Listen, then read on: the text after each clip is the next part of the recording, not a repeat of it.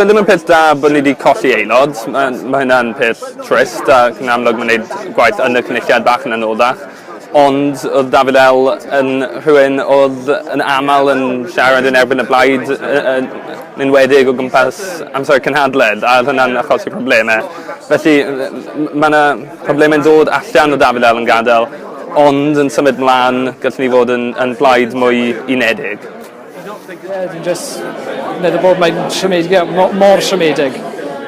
Falch o weld aelod mor alluog yn mynd. Dwi'n weld yn drist bod rhywun sydd wedi gwneud gymaint o gyfraniad, wedi gweithio mor galad, bod o wedi gadael a wedi penderfynu bod yn hunanol mewn ffordd, yn penderfynu mynd ar ei liw sy'n hun, fel bod o'n gallu rhoi fo'i hun yn gyntaf yn sach na'i blaid na'i etholaeth yn y byd. A dwi'n weld yn drist bod o wedi gwneud hyn dim ond 5 mis ar ôl etholiad, achos mi gafodd ei ethol, mi fo'n ddewis sefyll yn enw blaid.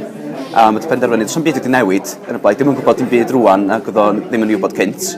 A wedyn, mae'n amlwg bod hyn wedi bod yn penderfynu gwneud hyn cyn iddo penderfynu sefyll.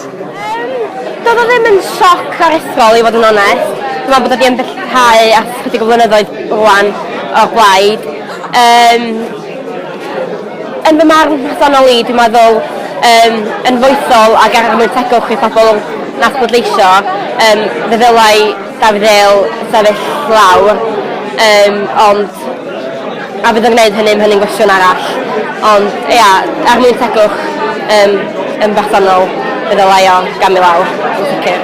Wel, dwi'n siŵr i ddweud y gwir, dwi'n teimlo bechod chydig bach dros bobl Meirionnydd, lle bod nhw'n teimlo bod nhw'n cael ei bradychu chydig bach, os yna bod nhw wedi pleidleisio am rwy'n sy'n aelod o Blaid Cymru. A i ddweud y gwir, dwi'n meddwl, yr unig beth fedri Dafydd El wneud rwan ydy gael o mis etholiad, achos dyna di'r unig lwybr yn fy marn ni.